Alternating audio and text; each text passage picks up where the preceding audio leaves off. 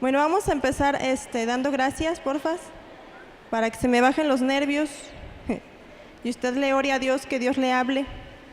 ¿Sale? Vamos a dar gracias. Mi Dios, te damos gracias en esta mañana, Señor. Gracias por el privilegio, Señor, de poder estar aquí, Señor. Tú nos has convocado como tus hijos y aquí estamos, Padre, para darte a ti este primer día de la semana, Señor. Comenzamos esta semana alabándote y adorándote, Señor, pero queremos hoy también abrir nuestros corazones, Señor, y nuestro entendimiento para que tú puedas hablar, Señor, tratar con nuestras vidas, Señor, y llevarnos cada día de gloria en gloria y de victoria en victoria, Señor. Ponemos esta palabra, Señor, delante de ti, y que sea tu Espíritu el que pueda hablar y el que pueda ministrar. En el nombre de Jesús, amén. Ok, bueno, vamos a empezar. Le titulé a mi tema de hoy, que no sé si vaya a tener algo que ver con lo que voy a hablar, pero hay que ponerle título a las predicaciones, ¿verdad? Entonces se llama Hijos de Dios, herederos del reino, ¿sí? ¿Cuántos aquí son hijos de Dios?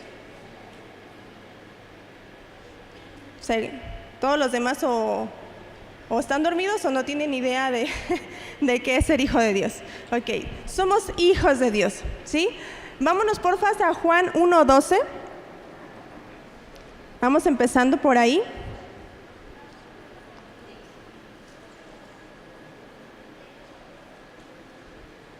Los que no traen Biblia están esperando que se los pongan en la pantallita.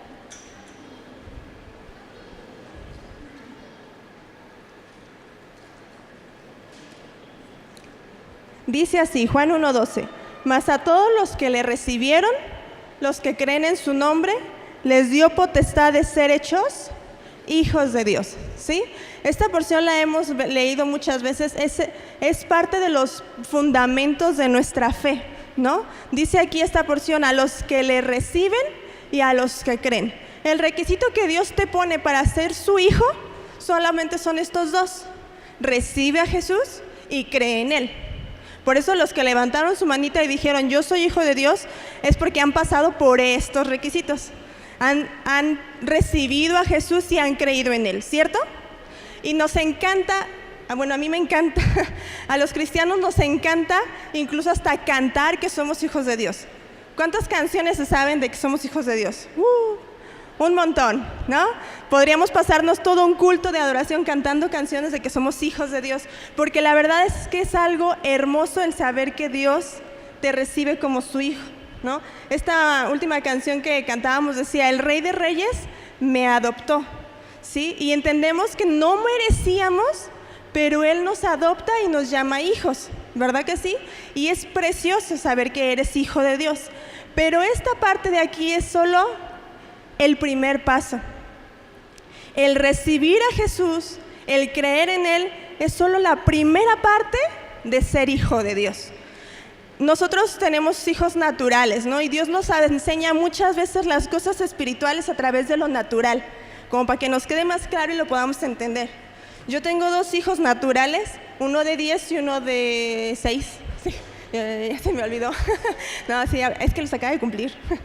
Y uno de 10 y uno de 6, y no es lo mismo que yo le pido al de 10 que lo que le exijo al de 6, ¿verdad? Y los dos cuando nacieron, yo los recibí como mis hijos y a los dos los di el mismo cuidado y el mismo trato cuando estaban recién nacidos. Cuando tú vienes por primera vez a Jesús, lo hemos dicho y hasta nuestro lenguaje cristianoide así es, ¿no? Es que es un recién nacido, es un nuevo en Cristo. Porque acabas de nacer y un recién nacido, un nuevo bebé, necesita cuidados especiales. Pero nosotros como hijos de Dios, como cristianos, no nos podemos quedar en ese nivel. Dice la Escritura en Lucas 5, acuérdenme, cuando decía, y Jesús crecía en estatura, es Lucas 2:52, perdón. Lucas 2:52 dice que Jesús crecía. Y dice que crecía en estatura. Los cristianos tenemos estaturas. Los hijos de Dios tenemos estaturas. Tú puedes ser hijo, pero si sigues siendo un niño, estás en la primera estatura. Yo por lo menos he ubicado 3 estaturas. No sé si aquí los teólogos y exégetas de la palabra me puedan corregir, pero yo ubico 3 estaturas. de un cristiano, de un hijo de Dios? El niño, el discípulo y el perfecto. Dice Efesios 4:13, hasta que todos lleguemos a la estatura del varón perfecto. Ese es como nuestro máximo, ¿no? Así donde tenemos que tener nuestra mirada de decir, yo quiero llegar a ser como Jesús. Pero para llegar a esa estatura de perfección tengo que primero ser un discípulo. Pero para ser un discípulo tuve que haber nacido de nuevo a la familia de Cristo. ¿Sí estamos?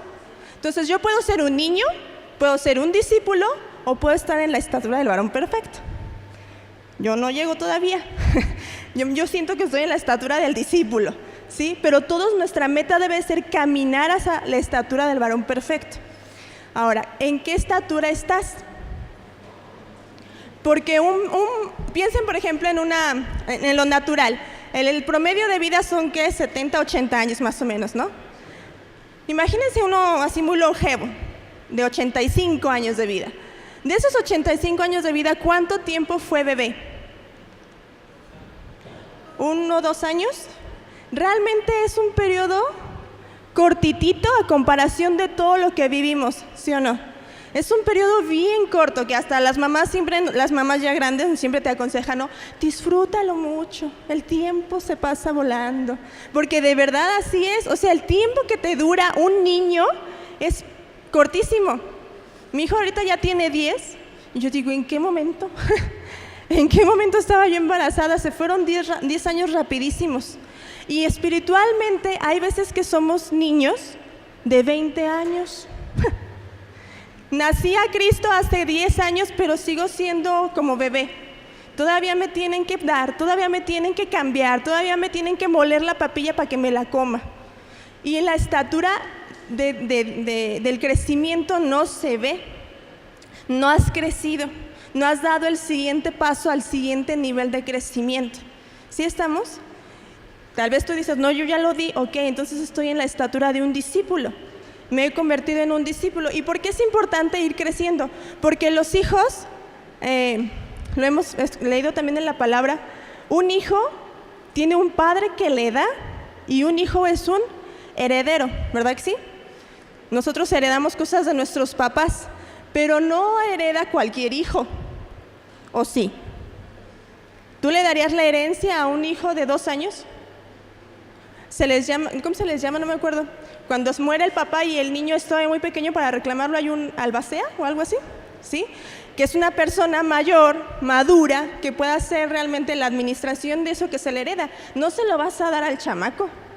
No le vas y le abres una cuenta en Guardadito Kids al niño de 5 años y le depositas los millones y pues ya hay que él se haga bolas. No, porque no está en la estatura ni en la madurez correcta, ¿cierto o falso? Entonces tú puedes hoy decir, yo soy hijo de Dios y no ser un heredero. Tú puedes ser hijo, pero no ser heredero. Vámonos a Gálatas, porfa, acompáñenme. Gálatas 3, el último versículo de Gálatas 3.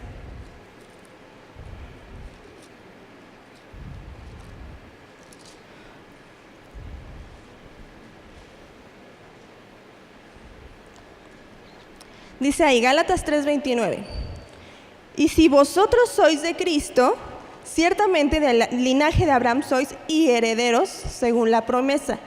Pero también digo, entre tanto que el heredero es niño, en nada difiere del esclavo, aunque es señor de todo. Aquí Pablo nos está dejando bien claros, ¿eres de Cristo? Bien por ti, eres heredero, pero dice, pero cuando es un niño, dice, nada difiere de un esclavo. El niño puede ser el heredero, puede ser el legítimo heredero del padre, ¿no? De la casa de ese padre.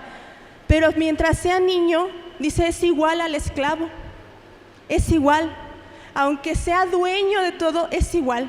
No puede hacer uso de las herencias del padre. Y ahí los está equiparando a un esclavo. Fíjate, cuando tú eres un niño espiritual, Pablo está diciendo, eres como si fueras un esclavo. ¿Y esclavo a qué?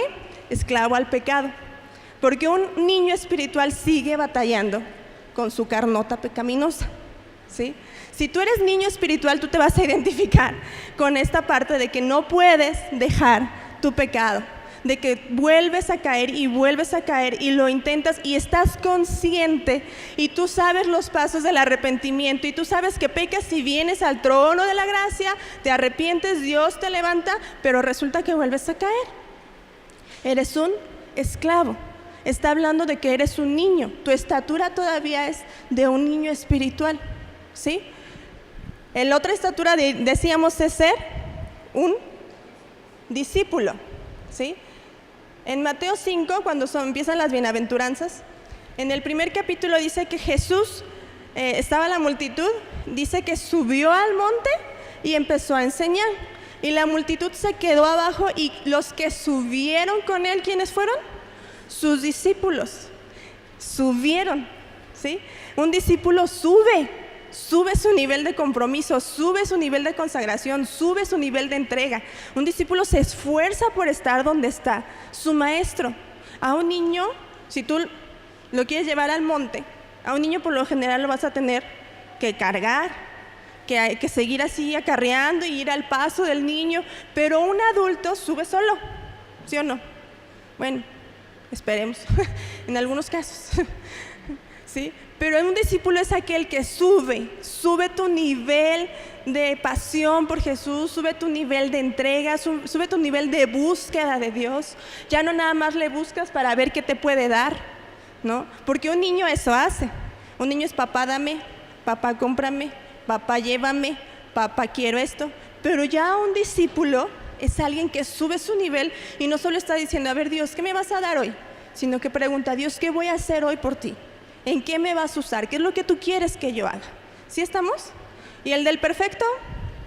Ahí luego se los dejo, porque ese es un nivel más allá.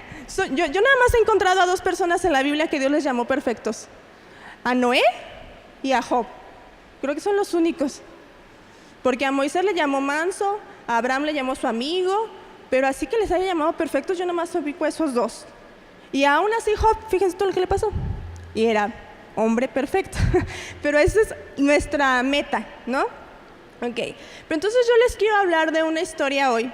Esta era toda mi introducción, todo el antecedente, porque yo quiero ir a una historia de una persona que era hijo, pero no vivía en la plenitud de una estatura correcta, ¿sí? Acompáñenme porfa a Marcos 10.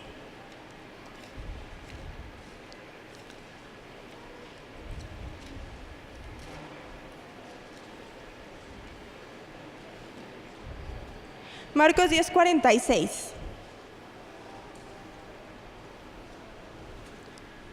¿No me podrían regalar una botellita de agua, por favor? Que el calor está... Gracias.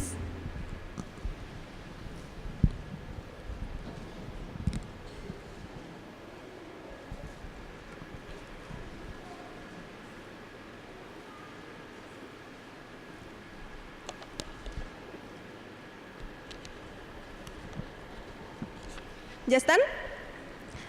¿Qué dice ahí el título? El ciego Bartimeo. ¿Sale? Entonces vamos a leer esta historia.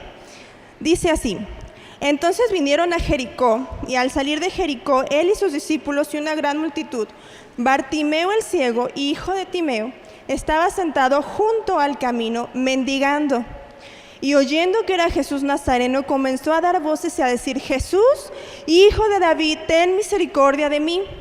Y muchos le reprendían para que callase, pero él clamaba mucho más: Hijo de David, ten misericordia de mí. Entonces Jesús, deteniéndose, mandó llamarle, y llamaron al ciego diciéndole: ten confianza, levántate, te llama. Entonces él, arrojando su capa, se levantó y vino a Jesús. Respondiendo Jesús le dijo: ¿qué quieres que te haga? Y el ciego le dijo: Maestro, que recobre la vista. Y Jesús le dijo: vete, tu fe te ha salvado. Y enseguida recobró la vista y seguía a Jesús en el camino. ¿Sale? Vamos a ir desglosando esta historia. Para empezar, ¿cómo se llamaba el ciego? Bartimeo. Y Marcos da ahí el significado de su nombre. Dice: Bartimeo, hijo de Timeo. Esto significaba su nombre: Bar, que es hijo, y Timeo. Pero Timeo significa el honorable o el que recibe honra. Entonces este señor se llamaba hijo del honorable o hijo del que recibe honra. ¿Quién es el que recibe honra? Dios. Era un hijo de Dios. Este ciego que estaba junto al camino mendigando era un hijo. Era un hijo. Espiritualmente representa a un hijo. Era un hijo de Dios, pero tenía 3 condiciones que no lo hacían ver como el hijo de Dios, ¿sí? Yo me imagino, trasladándolos acá, a nuestras épocas, tal vez fue un hombre que pasó un día al frente del altar y dijo, sí, yo recibo, yo creo en Jesús, pero hasta ahí se quedó, porque sí es llamado hijo del honorable, hijo del que recibe honra, pero es un ciego, un mendigo, y está junto al camino, ¿sí? Entonces vamos a ver la primera cosa es que estaba ciego. Y está hablando de una ceguera natural, ¿sí? O sea, porque Jesús le restauró la vista, sí era natural. Pero espiritualmente, ¿qué representa esta ceguera? Tú puedes conocer de Dios, pero no haber visto realmente a tu Salvador. Yo les hablaba ahorita de Job. Job incluso eso dijo. Dijo, de oídas te había oído, más ahora mis ojos te ven. Cuando tus ojos son abiertos al conocimiento real de lo que es Jesús, de lo que representa la gloria de Dios, ¿sí? Hay una canción que cantaron hace como 3 semanas que dice, muéstranos tu gloria y revélanos, déjanos, que no sé cantar yo. El cantante, él sí, ¿verdad? ¿Sí oyeron al pastor? Hasta como que el espíritu se me fue. No se crea, pastor. No, pero sí dije, ay, ese no es Gesiel. Bueno, ¿en qué estaba yo? Sí, esa, que dice que nos muestre y nos deje ver realmente la grandeza y la gloria de la cruz, ¿sí? Porque muchas veces cuando tú te conviertes, entiendes el sacrificio de Jesús. Te conmueve en tus sentimientos saber que un humano, una persona murió en esa cruz y sufrió, ¿sí? Pero cuando tú tienes una revelación de la cruz, es otro rollo. Es otro rollo. Como empiezas a conocer a Jesús de una manera distinta y puedes ver realmente a tu Salvador. No sé si me están captando la idea, ¿sí? ¿Y cuántas veces hemos visto, conocido gente que sí recibió a Jesús, pero no entendió lo que acaba de hacer, ¿no? Y entonces tú dices, ya es salvo. Pues sí es salvo, pero se pierde después, ¿no? Porque no tiene un entendimiento de lo que acaba de hacer, no tiene una revelación de lo que es Jesús en su vida. Yo me imagino que este ciego estaba así, porque dice que era hijo, pero estaba ciego espiritualmente. Espiritualmente no podía ver realmente a Jesús. La otra condición que nos dice aquí es que estaba junto al camino. Estaba junto al camino. ¿Se acuerdan que dijo Jesús que Él era? El camino, la verdad y la vida. Y este ciego estaba junto al camino. Es decir, no era discípulo. No era un discípulo de Jesús. Sabía de Jesús, conocía de Jesús, era hijo de Dios, pero no era discípulo porque no estaba en el camino. Estaba junto al camino. ¿Y cuántas veces tú y yo nos quedamos junto al camino? Te quedas ahí. No decides seguir a Jesús, no decides dar ese paso extra de entrega, de consagración, lo que decíamos ahorita, y te quedas junto al camino, ¿sí? ¿Y saben quién está junto al camino? Vámonos ¿ahí dónde lo anoté? Ya se me olvidó. Génesis 49:17, por favor. Génesis 49:17.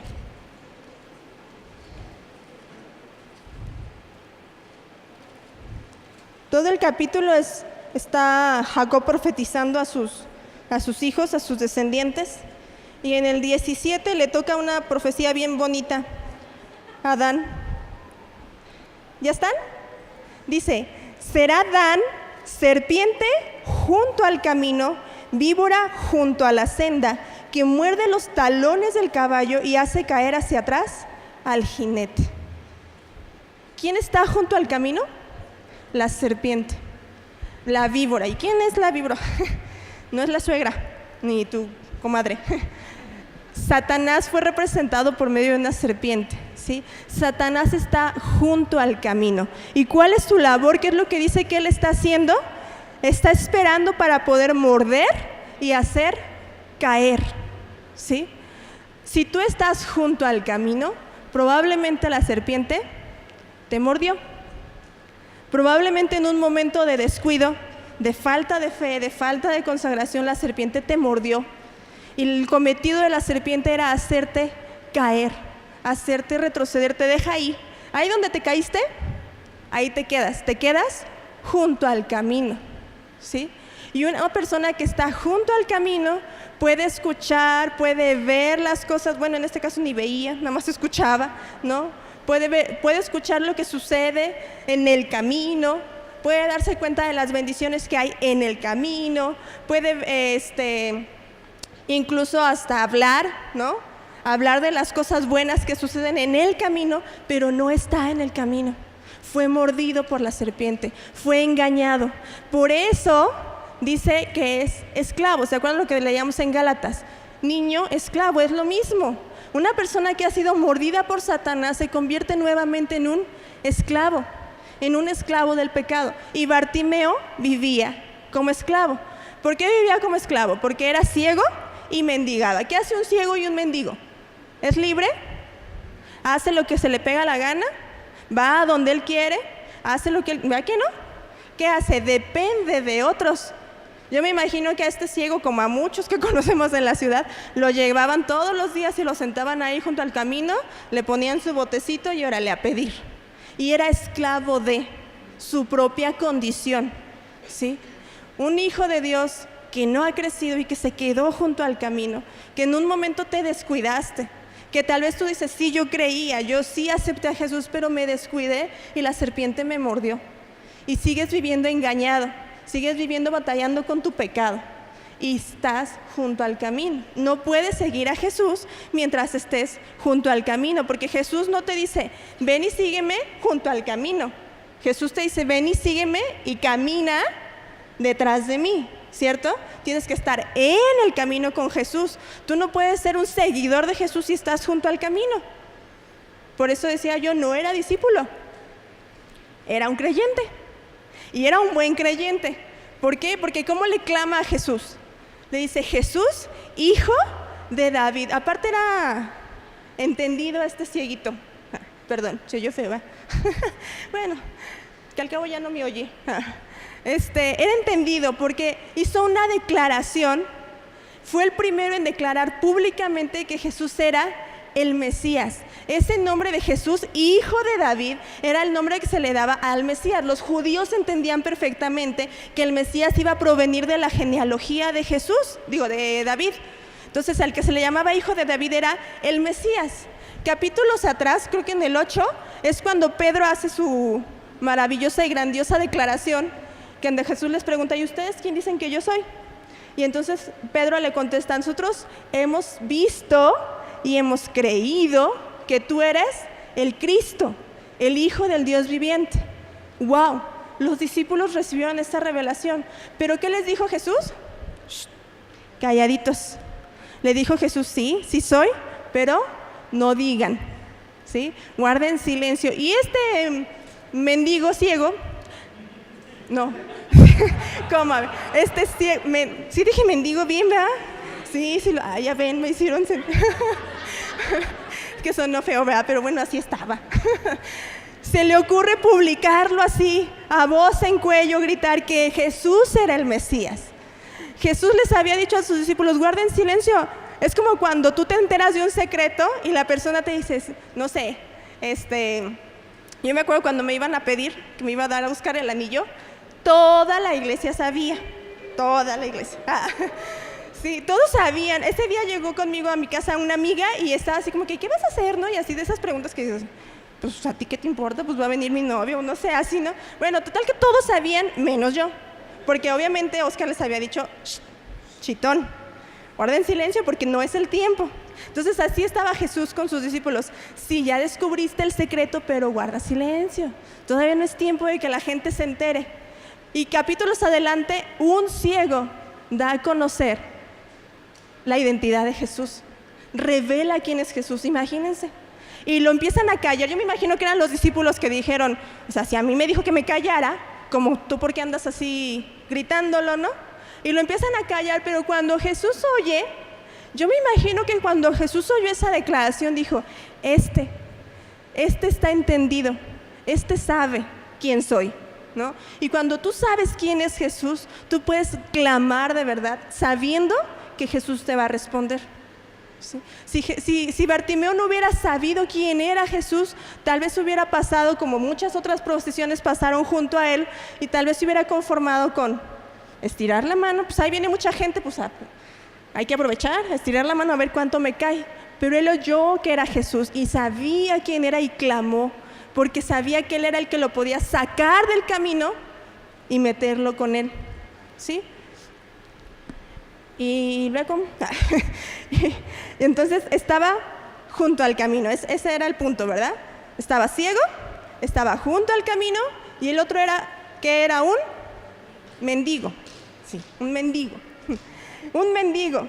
Pero fíjense que me llama la atención que dice que era hijo del honorable, y Marcos nos recalca de quién era hijo. Hay otras porciones, en Lucas y en Mateo se narra también esta historia, pero no nos dicen el nombre de la persona, no hacen énfasis en quién era. No pareciera que Marcos cuando escribe les deja claro saber quién era, como si ya, acuérdense que el Evangelio de Marcos no fue escrito cuando Jesús estaba, ¿sí? Marcos ni siquiera fue discípulo de Jesús, lo escribió después. Entonces, como que Bartimeo ya era conocido cuando Marcos escribió esa carta, y por eso les dijo, fue este fulano. Este fulanito que ahora es discípulo, fue ese que Jesús sacó del camino y lo trajo. Porque dice que después cuando Jesús le dice, ¿qué quieres que te haga? ¿Qué pidió Bartimeo? Recobrar la vista. Bartimeo no había sido ciego todo el tiempo. Alguien que recobra la vista es, o sea, recobré lo que tenía, ¿sí? Tenía algo y lo perdí, entonces quiero que me lo devuelvan. Fue la petición que le hizo a Jesús. Yo veía, por algo sabía quién era Jesús. En algún momento había visto, pero la serpiente mordió y perdió. Y le dice a Jesús, regrésame lo que tenía, ¿sí? Y entonces está mendigando.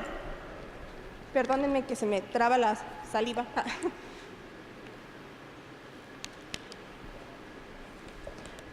No recuerdo hace cuánto, pero ya tiene un ratito que nos hicieron los pastores leer, porque los pastores nos ponen a leer, aunque usted no lo crea. Un libro que se llama De mendigo a príncipe. ¿Cuántos lo han leído? Nada más a los que los pastores se los exigió. Y la que lo recomendó. Léanlo, ahí se los encargo. ¿Es Bill Johnson? ¿Sí? No. Chris Valentine y Bill Johnson, ¿no? También es coautor, ¿qué es? ¿No? Es coautor, ¿verdad? Bueno, a ustedes búsquenlo así. De mendigo a príncipe, perdón. Y este libro te enseña todo lo que es como la identidad correcta de un hijo de Dios, de un hijo del rey, de un hijo del príncipe. Y Bartimeo no tenía esa identidad, porque aunque era hijo, era un mendigo, seguía viviendo como mendigo. ¿Cuántas veces nos han enseñado aquí cómo debe de vivir un hijo de Dios? Un hijo de Dios debe de vivir en victoria. Un hijo de Dios debe de tener la aceptación de su padre. Un hijo de Dios debe vivir en santidad. Un hijo de Dios, ¿qué? En consagración, ¿sí? Y Bartimeo no tenía nada de eso, era un mendigo. Un mendigo se conforma con las migajas que le den. Un mendigo no tiene visión, no tiene proyección a futuro. Un mendigo vive el día al día, ¿sí o no? Con lo que me cae ese día como, y si mañana me cae algo, pues vuelvo a comer, y si no, pues ni modo, porque soy mendigo, no puedo aspirar a más. ¿Cuántos hijos de Dios sabes que no aspiran a más? Yo he conocido a gente que me ha dicho, mira, con que Dios me haya salvado ya. O sea, yo era un vil pecador, entonces ya que me diga que soy hijo y me salvo, ya con eso me quedo. Y de veras, ahí se quedan recibiendo las migajas del domingo. Porque estas, déjenme decirles, ya son deglutidas. ¿Sí? Yo ya lo leí, Yo ya oré y te lo estoy pasando. Los pastores hacen lo mismo, quien predica aquí. Entonces, no es una palabra que a ti te haya costado, por así decirlo, ¿sí? Muchas veces venimos al domingo o vas a tu célula o vas con tu líder y nada más les tiras la mano. ¿Qué tienes para darme? Y con eso vivo hoy. Con eso me conformo y con eso le sigo. Mendigo. Un mendigo se viste las vestiduras de pobre de mí, de soy víctima, ¿sí? De yo no puedo, yo no tengo, yo no soy. Hay hijos de Dios que dicen ser hijos de Dios, pero no saben realmente lo que son en Dios. Pasamos ya el taller de Corazón Puro, ahorita estamos en la segunda parte terminando y estamos iniciando el siguiente, Corazón Puro, y de verdad es que nos hemos dado cuenta cómo nuestra identidad es tan maltratada, ¿no? Cómo somos tan rotos en nuestra identidad y en nuestro concepto real de quiénes somos. Porque en el principio dice que Jesús, Dios y el Espíritu Santo, los tres juntos dijeron, vamos a hacer al hombre a mi imagen, a mi semejanza, ¿sí? Y esa palabrita imagen quiere decir el mismo gen. Nos hizo con el mismo gen. El mismo gen que había en Jesús lo traspuso en nosotros. Dice, y semejanza. Se la voy a decir, no se ofendan, pero está hablando de semen, de dónde viene, ¿sí? De tu ADN, de lo que tú traes en tu esencia. Y en esencia y en imagen somos como Jesús, pero Satanás se encarga tanto de distorsionar nuestra imagen que nos sentimos como, pues sí, Dios me miró y me salvó, pero pues ya, yo creo que ya está ahí, no doy más, ya no puedo aspirar a más. Te vienen las broncas y te derrumbas con una bronca, te sigues prestando oídos a lo que los otros dicen de ti, te cuesta más trabajo aceptar las verdades de Dios que las mentiras de Satanás, ¿no? Y si Satanás, como esa serpiente, viene y te muerde, te echas para atrás y dices, sí, cierto. Pues es que no voy a salir de esta, pues es que sigo siendo un pecador, pues es que mira mi condición, pues es que esto, pues es que aquello, y sigues lamentándote. Un mendigo eso hace, se lamenta. A mí a veces me dan hasta coraje ver gente así sana, pues que se ven decentemente y ay, me da, y te pone así su cara de aflicción y lamento y dices, ay, por favor, báñese y váyase a trabajar, ¿no? Y a veces así hay cristianos, perdónenme, pero a veces así están, que llegan con su cara de pobre de mí, y tú dices, pero si Dios ya te redimió, ¿cuál pobre de ti? O sea, ya cambia tu concepto, ya cambia tu imagen de ti mismo, ya no tienes que estarte lamentando. Bartimeo, cuando Jesús le llamó, lo primero que hizo, dice que fue quitarse su capa. Se quitó su capa, dijo ya estuvo bueno de estarme lamentando, ya estuvo bueno de ser un mendigo, ya estuvo bueno de nada más estar aquí junto al camino pidiendo a ver qué me cae, voy a hacer algo, me voy a levantar y voy a ir tras Jesús.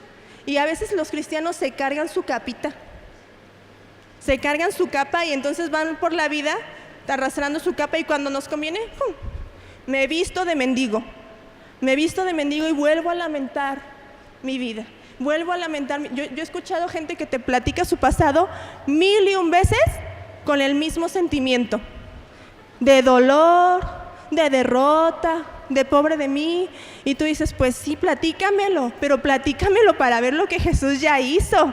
Platícamelo para que me digas, yo era este, pero hoy Jesús me ha cambiado y soy este. Pero si te siguen platicando la misma historia y tú escuchas el mismo cassette una y otra vez, dices, este sigue siendo un mendigo.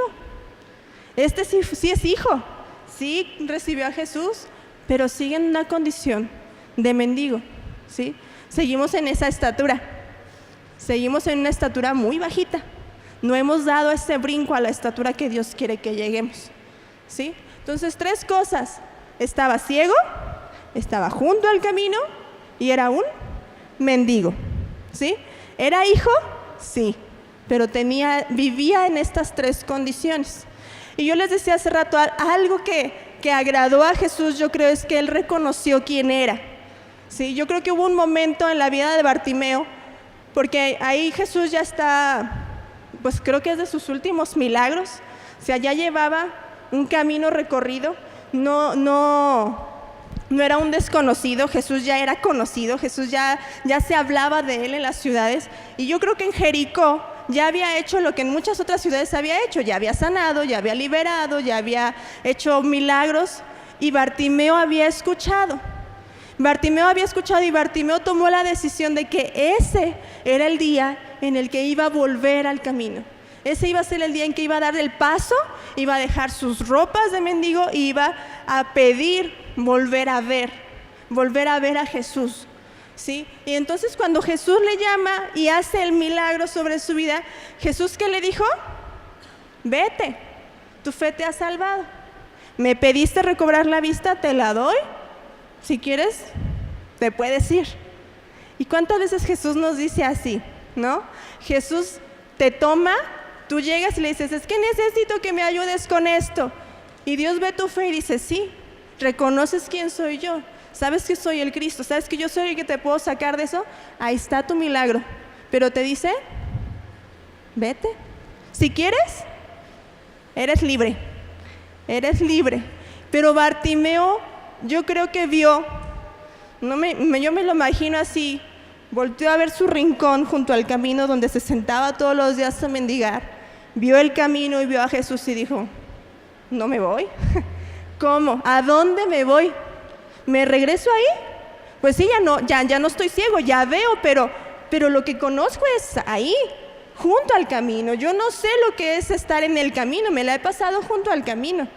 Entonces, pues sí, Jesús, ¿quieres que me vaya? ¿Pero a dónde? ¿A dónde me regreso? Y dijo, no me conviene, mejor me meto al camino. Porque dice después que Bartimeo le seguía en el camino. Tomó una decisión, se paró, decidió de ser un mendigo y dijo, voy a ser un discípulo. Te voy a seguir, Jesús. Voy a estar en tu camino. Y con vista abierta, con un corazón renovado, con un entendimiento de quién era Él, decidió seguir a Jesús, ¿sí? Y a veces Jesús nos hace el milagro y te dice, ¿te puedes ir?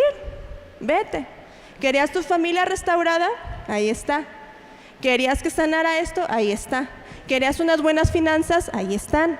¿Querías un buen trabajo? Ahí está. ¿Querías un hijo? Ahí está. Te puedes ir. Y qué triste que hemos visto a muchos decir, gracias, con permiso, y me regreso a mi rincón de mendigo. Muchas veces lo hemos visto suceder, pero hay gente que decide decir, no me voy, ya me diste, sí, gracias, pero me quedo contigo, ¿sí? Yo espero que aquí haya hijos de esos que deciden no regresar a estar junto al camino, porque mira, estar junto al camino es bien cómodo. La verdad es que pues sí es algo así medio desagradable, ¿no? Estar ahí medio cochinón y así como esperando a ver qué te cae, pero es cómodo. Yo pienso en una vez hicieron un estudio y le preguntaron a un limpiaparabrisas de los que se paran en los semáforos, hicieron la estadística de cuánto ganaba él a la semana, a la quincena y al mes. ¿De qué? De pasarte el trapo y estirar la mano. Y esos los que pasan del trapo, ¿va? Porque hay otros que nada más llegan y te estiran la mano. Y ganaba, en promedio, según recuerdan, como 8,000 pesos mensuales.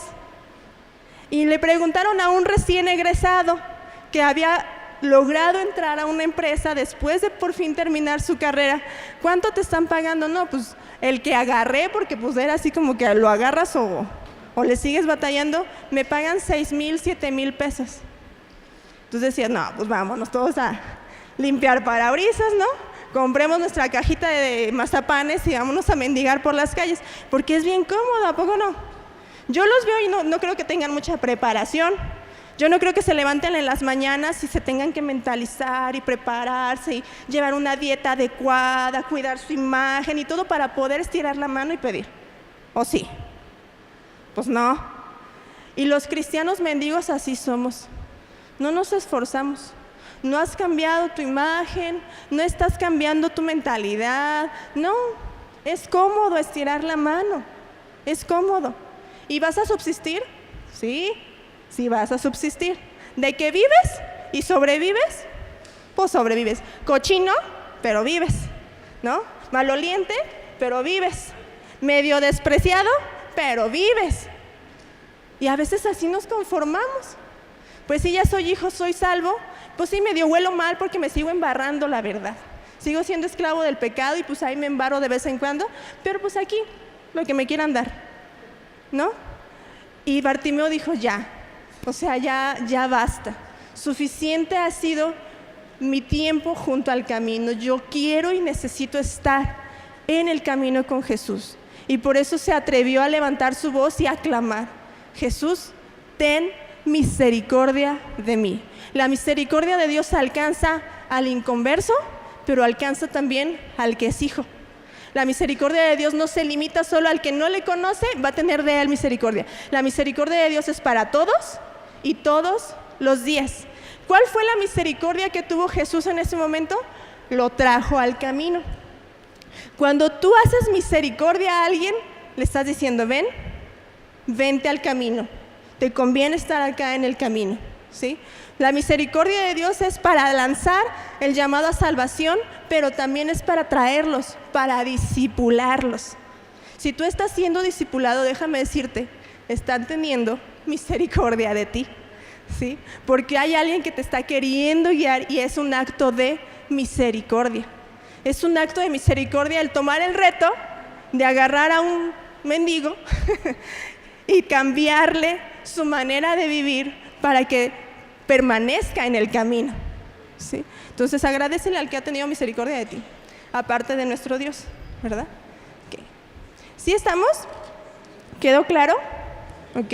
Entonces, ¿qué tengo que hacer? ¿Qué tengo que hacer ante la misericordia de Dios? Jesús fue el que lanzó su misericordia, pero ¿él qué tuvo que hacer?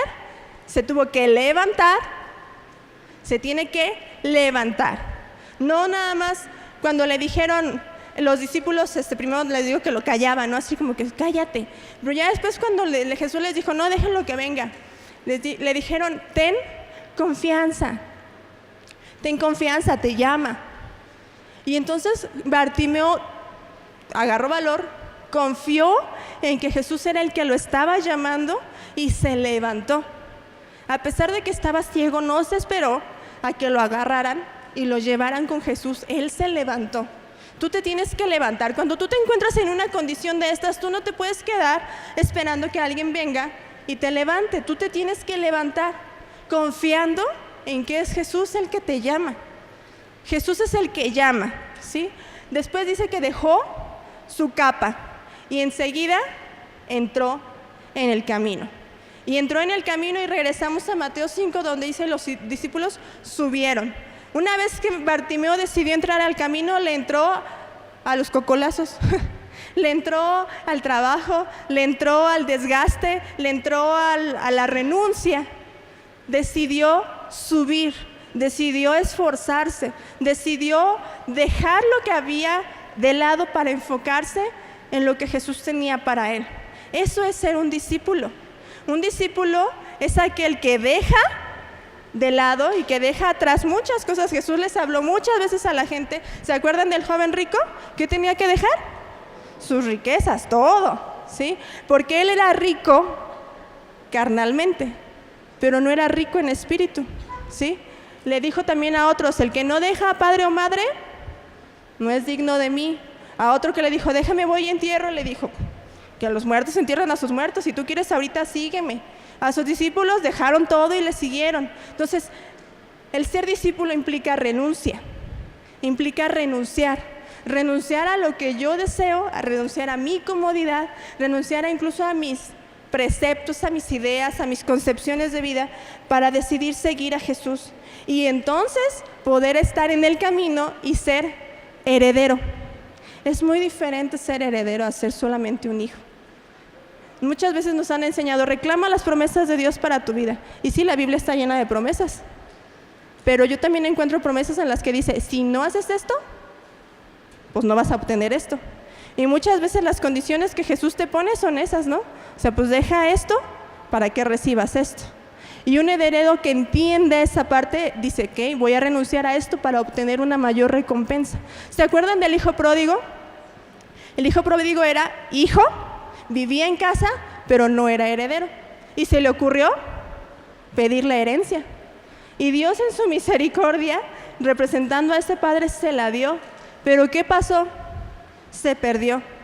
Muchas veces Dios es tan bueno con nosotros que tú te plantas en tu papel de soy hijo, a pesar de que no tengas la madurez para recibir esas herencias que Él tiene para ti, y le dices, soy hijo, Dios, dame, dame. Y Dios, como buen padre, dice, está bien pues, ten. Y esa herencia después se convierte en tu perdición.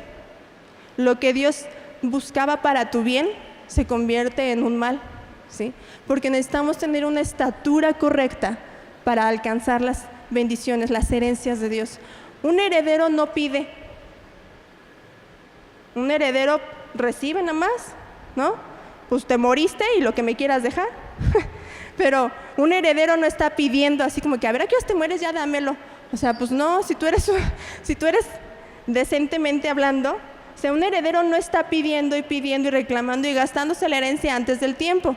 Lo ideal es que hasta que el tiempo correcto se cumpla, tú recibas la herencia. Y es igual con Dios. Hasta que tu madurez y tu crecimiento sea el correcto, Dios te va a decir, ahí te va esta parte. Ya creciste en esta área, ahí te va esto. Todavía no creces aquí, aguántame, no me lo pidas, todavía no creces. Cuando tu fe crezca en esta área, te lo doy, ¿sí? Pero no nos volvamos exigentes con Dios cuando esa misma exigencia no la estoy poniendo en mí mismo para mi crecimiento espiritual. Porque exigimos de Dios lo que yo no quiero dar. Le exijo a Dios que Él sí me dé, pero yo no le quiero dar mi tiempo, pero yo no le quiero dar mi dinero, pero yo no le quiero dar mis talentos, pero yo no le quiero dar a mis hijos, ¿no?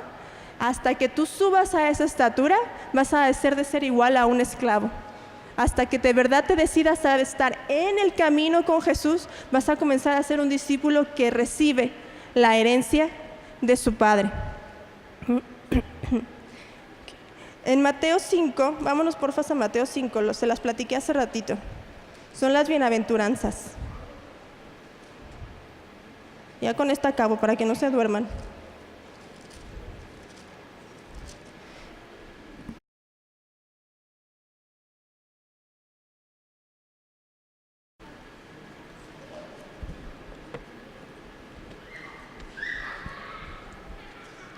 Mateo 5.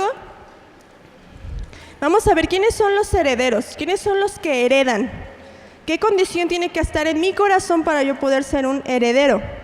Dice en el 5:3, dice, bienaventurados los pobres en espíritu, porque de ellos es el reino de los cielos. Ahora vámonos al 5, dice, bienaventurados los mansos, porque ellos recibirán la tierra por heredad. Y el 10 dice, bienaventurados los que padecen persecución por causa de la justicia, porque de ellos es el reino de los cielos. Aquí Jesús les está diciendo, ¿quieres recibir el reino por heredad? Tienes que ser pobre en espíritu, tienes que ser manso y tienes que padecer persecución. Qué bonita va. ¿Cuántos quieren ser herederos? Tienes que ser pobre en espíritu, ser manso y padecer persecución, ¿sí? Jesús lo dejó bien clarito. Desde que se subió al monte, le dijo a sus discípulos, ok, ¿se subieron conmigo? Ahí te va. ¿Quieres ser discípulo y heredar? Sé pobre en espíritu. ¿Y qué quiere decir ser pobre en espíritu? No está hablando de que nos deshagamos de todas las cosas materiales. En espíritu, en tu hombre interior. Tu hombre interior tiene que llegar a vaciarse de tal manera que no tengas ya nada más. Un pobre en espíritu era lo que Jesús le quería enseñar al joven rico. Le quería decir, tú tienes que hacerte pobre, pero pobre en espíritu. Renuncia a todo lo que tú has generado, renuncia a todo lo que tus recursos te han dado y sé pobre en espíritu. Un pobre en espíritu es aquel que es humilde, ¿sí? Lo hemos entendido muchas veces, que la humildad no tiene que ver con pobreza, ¿verdad? Hay gente bien pobre, pero que es bien orgullosa. No tiene que ver con eso, pero un pobre de espíritu se vacía a sí mismo para poder recibir de parte de Dios. ¿Qué tienes que vaciar en ti para que tu espíritu sea ese espíritu pobre, anhelante de Dios y que pueda heredar, que pueda recibir el reino? Después dice a los mansos, a los que les dan y no la regresan, a los que los defraudan, pero perdonan y siguen adelante, a los que no están buscando la venganza, a los que no toman las cosas en su propia mano y lo hacen en contra de su hermano. Los mansos van a heredar la tierra. Y dice el último, los que sufren persecución por causa de la justicia. Cuando tú te vuelves un embajador de Cristo aquí en la tierra y te paras y estás anunciando y levantando tu pendón de justicia, vas a recibir persecución. Y tal vez no como lo reciben los cristianos en la India o en Corea, tal vez no, pero ¿cuántas veces te han juzgado de loco? ¿Cuántas veces te han dicho, ay, ¿eso qué? ¿No? O cuántas veces te han cerrado la puerta, incluso tu familia, así como que, ya vas a empezar, no hables. O sea, yo no quiero escuchar de tus rollos y tus ondas religiosas. Y eso de alguna manera te persigue porque empiezas a generar como dudas, como inquietudes y como que es algo que te está persiguiendo. Pero si tú eres perseguido por causa de la justicia, vas a ser un heredero del reino de Dios. ¿Sí? Hay una bendición en la mansedumbre, hay una bendición en la pobreza espiritual, hay una bendición en la persecución. Loco para este mundo, pero así es como Dios funciona, así es como Dios trabaja, ¿sí? Entonces, ya terminé, ya acabé, para que se vayan temprano hoy, nada, se crean. Pero yo hoy quiero hacer 2 llamados. El primero, para los que saben y reconocen que ni a hijo llegan, que no ha sido todavía hijo, ¿sí? Decíamos en Juan 1:12, el que recibe y cree es el que viene a ser hijo. Si tú todavía no has recibido a Jesús, ni has creído en Él, necesitas tomar este primer paso. Un primer paso que te lleva a ser hijo. Y una vez que tomas ese primer paso, decidir si te quedas junto al camino o te vas a meter en el camino de Jesús.